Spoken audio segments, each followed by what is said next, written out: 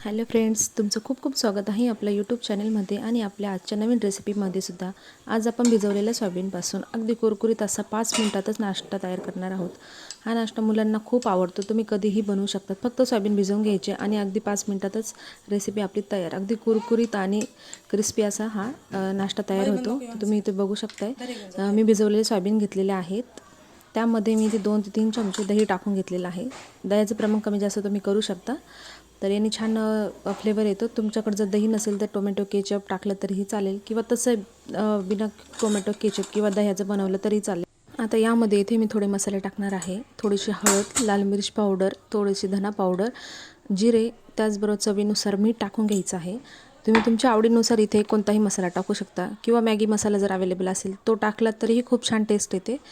तर यामध्ये इथे मी आता 2 ते 3 चमचे तांदळाचं पीठ टाकलेलं आहे। अगदी आपण हा नाश्ता हेल्दी बनवणार आहोत लहान मुलांसाठीच। तर इथे तुम्ही कॉर्नफ्लॉवरसुद्धा यूज करू शकता, किंवा बेसन पिठाचा वापरसुद्धा करू शकतात।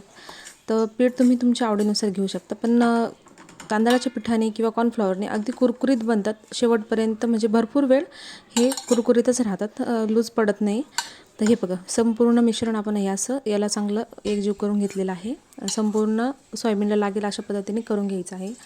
तर इथे तेल चांगलं कडकडीत गरम करून घ्यायचं आहे आणि एक एक एक एक करून सोडून घ्यायचे आहेत आपल्याला। तर अगदी तेलात गेल्यानंतरला हे लगेच असे बाजूला पण होतात, एकमेकांना चिपकत नाहीत। तर गॅसची फ्लेम इथे मी थोडीशी मिडियम टू हायमध्येच ठेवलेली आहे। अगदी कमी गॅसवरती याला अजिबातच तळायचं नाही आहे, कारण की हे लगेच तेल शोषून घेतील आणि तुमचे सोयाबीनचे जे आहेत ते सर्व तेलकट होतील। त्यामुळे हाय फ्लेमवरतीच करा, किंवा मिडियम फ्लेमवरती ठेवून तुम्ही ज्या पद्धतीने तेल गरम केलेलं आहे त्या अंदाजानेच करायचं आहे। तर हे बघा, सुरुवातीला आपण याला अजिबातच चमचा लावायचा नाही आहे। त्याला चांगलं आधी परतून घ्यायचं आहे, म्हणजे चांगलं त्याला तळू द्यायचं आहे आणि नंतरच याला मिक्स करायचं आहे। एकसारख्या रंगावरती याला चांगलं तळून घ्यायचं आहे। तुम्ही बघू शकता किती छान कलर आलेला आहे। याला आता आपण काढून घेऊया। हे बघा, एकदम गरम आहे, मी आताच काढले त्याला। अतिशय कुरकुरीत क्रिस्पी असा हा नाश्ता प्रकार तयार होतोय। तुम्ही कधी पण याला बनवू शकतात। लहान मुलांसाठी खूप हेल्दी आहे, आपण सुद्धा खाऊ शकतो। याला टोमॅटो केचप, दह्यासोबत, कोणत्याही चटणीसोबत किंवा अशी खाल्ले तरी चालतील।